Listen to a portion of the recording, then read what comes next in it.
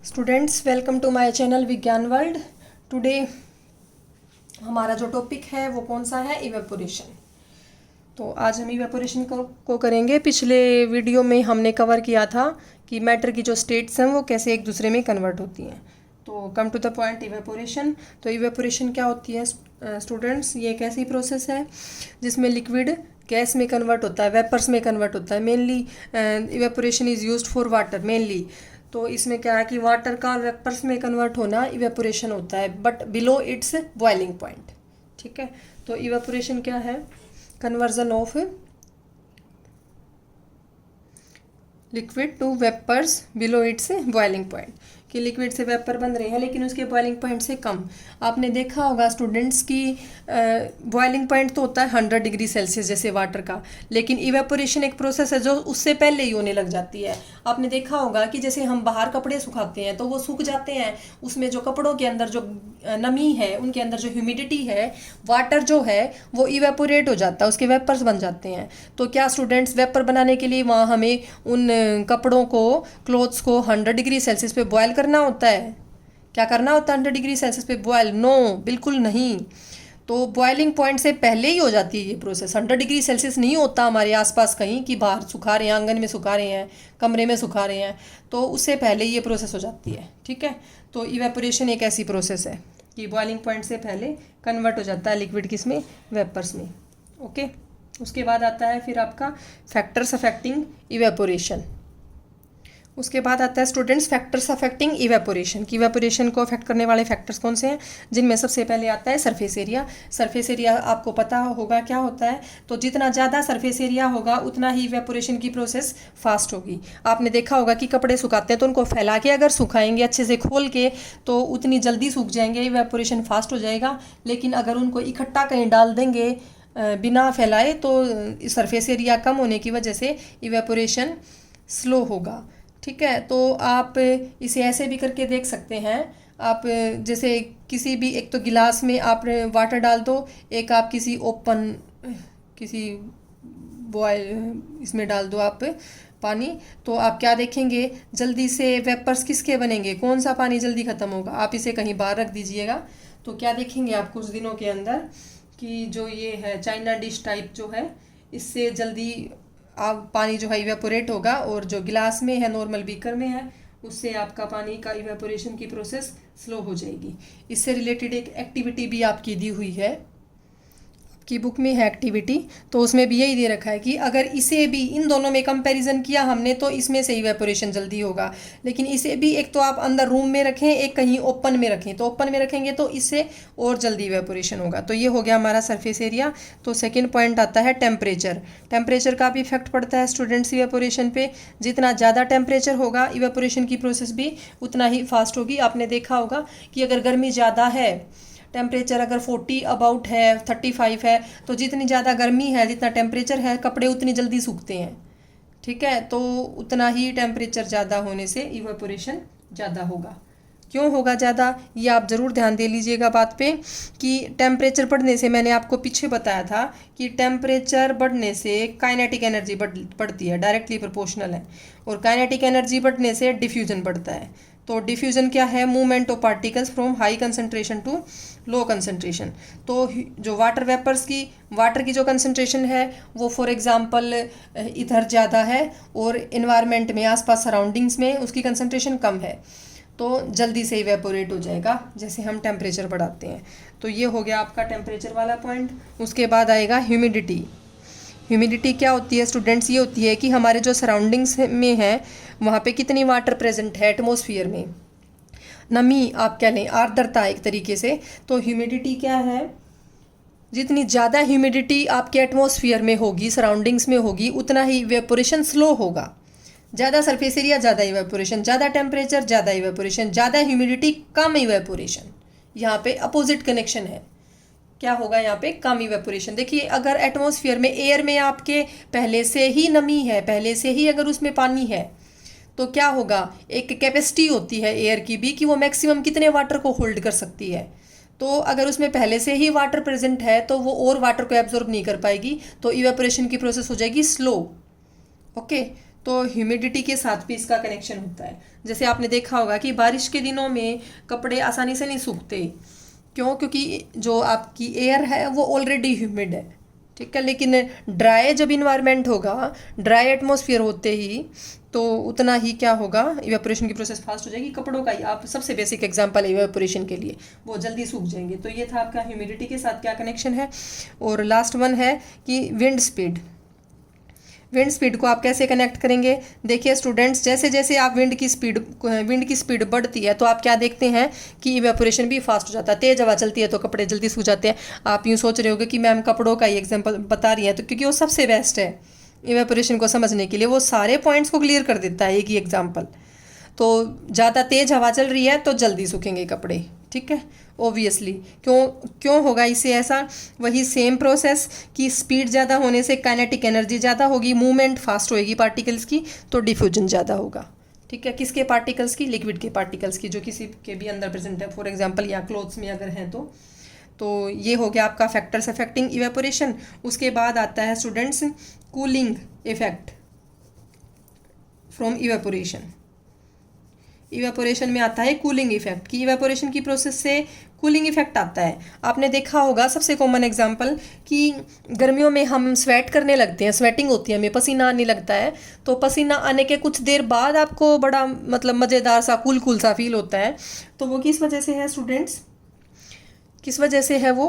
कि जो जहाँ पे आपका फॉर एग्जांपल स्वेटिंग हो गई, पसीना आ गया, तो यहाँ पे मान लो फॉर एग्जांपल इतने एरिया में यहाँ वाटर है, तो वो क्या करेगा?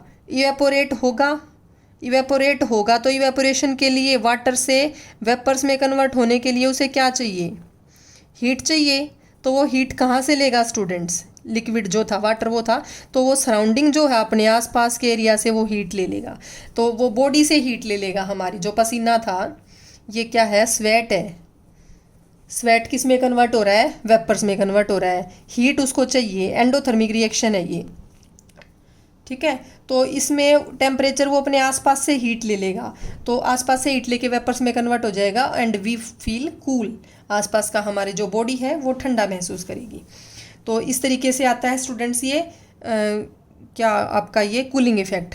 तो कूलिंग इफेक्ट में इसमें एक क्वेश्चन ये भी आता है कि जो है हमें गर्मियों के टाइम पे कॉटन क्लॉथ्स पहनने चाहिए। कैसे कपड़े पहनने चाहिए? कॉटन की। कॉटन से क्या इफेक्ट पड़ता है स्टूडेंट्स? जैसे अगर मान लो यहाँ स्किन पे पसीना आया तो इसका इवेपोरेट होने के लिए ये सरफेस पे आएगा।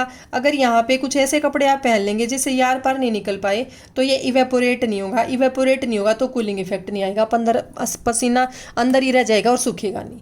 लेकिन अगर आपने कॉटन वेयर कर रखा है तो उससे क्या होगा? इवेपोरेशन फास्ट होगा, क्योंकि कॉटन में छेद होते हैं और छेदों से जो छोटे छोटे पोर्स हैं उनसे ये जो है आपका क्या स्वेट बाहर आ जाएगा और बाहर एयर के कांटेक्ट में आते ही फास्ट इवेपोरेशन होगा और कूलिंग इफेक्ट भी आएगा, ठीक है। तो वो पोर्स की वजह से, क्योंकि कॉटन में छोटे पोर्स होते हैं, उस वजह से हम बोलते हैं इवेपोरेशन फास्ट होगा। तो इस वजह से हमें कॉटन क्लॉथ्स डालने चाहिए, ठीक है। उसके बाद आता है एसीटोन का एग्जाम्पल ले लीजिए स्टूडेंट्स। एसीटोन क्या है? एसीटोन होता है नेल पेंट रिमूवर। ये जो आपकी नेल पॉलिश होती हैं उनमें इस्तेमाल होता है। तो इसका भी एग्जांपल यहाँ इवेपोरेशन में हम क्यों पढ़ रहे हैं। तो एसीटोन को स्टूडेंट्स अगर आप जैसे यहाँ आपके पाम पे रख लेते हैं कि इतने एरिया में आपने एसीटोन डाल दिया, तो एसीटोन बहुत फास्ट इवेपोरेट होता है। तो इवेपोरेट होने के लिए उसको क्या चाहिए? उसको एनर्जी चाहिए, हीट चाहिए। तो वो हीट अपने आसपास हमारे यहाँ पाम के से ही लेगा, सराउंडिंग से हीट कैप्चर करेगा और बहुत जल्दी किस में कन्वर्ट हो जाएगा? वेपर स्टेट में कन्वर्ट हो जाएगा। वेपर्स बन जाएंगे, उसके आसपास से हीट ले रहा है, then we can feel cooling effect. Okay, तो ये हो गया आपका एसीटोन का एग्जांपल। इसके बाद हम करेंगे कि आपने देखा होगा काफ़ी जब ज़्यादा गर्मी होती है, हॉट सनी डेज होते हैं, उस टाइम पे लोग क्या करते हैं अपने आंगन में, घर के सामने गली में जैसे या छत पे जो लोग बाहर सोते हैं रात के टाइम, तो वहाँ पे वो पानी का छिड़काव कर देते हैं, ठीक है। क्या कर देते हैं? पानी छिड़क देते हैं। तो उससे क्या देखा आपने? एक बार तो गर्मी सी निकलती है, लेकिन उसके कुछ देर बाद रात को वहाँ काफ़ी ठंडक महसूस होगी। तो वो किस वजह से होगी स्टूडेंट्स? वही वहाँ पे पानी आ गया तो वो इवेपोरेट होएगा तो उसको हीट चाहिए तो वो कहाँ से लेगा? आसपास से लेगा। तो वो आसपास की जो ज़मीन है उसे हीट लेगा और वेपर्स में कन्वर्ट हो जाएगा। तो जो हीट वहाँ से निकल गई आसपास के एरिया से, वहाँ पे क्या कौन सा इफेक्ट आएगा, कूलिंग इफेक्ट आएगा। तो ये जो वाटर स्प्रिंकलिंग है ये हम हल्का सा नोट कर लेते हैं, वाटर स्प्रिंकलिंग, ठीक है। For example on the roof, ground etcetera. तो ये भी इसी के कूलिंग इफेक्ट के एग्जाम्पल में आता है। अब एक दो एग्जाम्पल और बता दूं मैं आपको। जैसा कि आप देखते हैं ये जो डेजर्ट कूलर होते हैं, कूलर जो आपने देखे हैं गर्मियों में लगाते हैं, तो कूलर जो है कि ह्यूमिड डेज जब होंगे उस टाइम पे उतनी ठंडक नहीं होती जितना ड्राई अगर इन्वायरमेंट है तो वो ज़्यादा ठंडक देता है। तो वो किस वजह से स्टूडेंट्स, क्योंकि कूलर जो है वो क्या करता है, वाटर स्प्रिंकलिंग ही करता है, पानी फेंकता है। तो जो वो पानी की बूंदें हैं वो इवेपोरेट होंगी तो वो क्या करेंगी, हीट लेंगी, वही और कूलिंग इफेक्ट ज़्यादा होगा। तो अगर ह्यूमिड इन्वायरमेंट है तो मैंने बताया ह्यूमिडिटी ज़्यादा होते ही इवेपोरेशन स्लो हो जाएगा। तो इवेपोरेशन जो वो वाटर वेपर्स, वाटर ड्रॉपलेट्स हैं वो इवेपोरेट नहीं होंगी, स्लो हो जाएगा इवेपोरेशन बारिश के मौसम में। तो डेजर्ट कूलर इतनी ठंडक नहीं क्रिएट करेगा, क्योंकि इवेपोरेशन नहीं होगा तो कूलिंग नहीं होगी। कनेक्शन आपको समझ आ ही गया होगा, अब तक बार बार रिपीट नहीं कर रही हूँ। तो डेजर्ट कूलर का कंसेप्ट आपको समझ आ गया होगा। एक और कनेक्शन बना सकते हैं हम इसे, क्योंकि ये गर्मी के दिनों में ज़्यादा ठंडक दे रहा है। क्यों?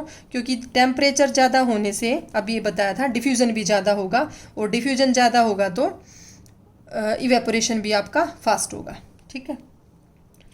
तो आप इन 4 पॉइंट्स के साथ डिफ्यूजन भी कनेक्ट कर सकते हैं कि डिफ्यूजन का भी इफेक्ट पड़ता है इवेपोरेशन पे। But diffusion is already connected with temperature and energy like wind speed. तो डिफ्यूजन हमेशा पहले से ही टेम्परेचर और विंड स्पीड के साथ कनेक्टेड है। ओके, तो ये था आपका डेजर्ट कूलर वाला पॉइंट।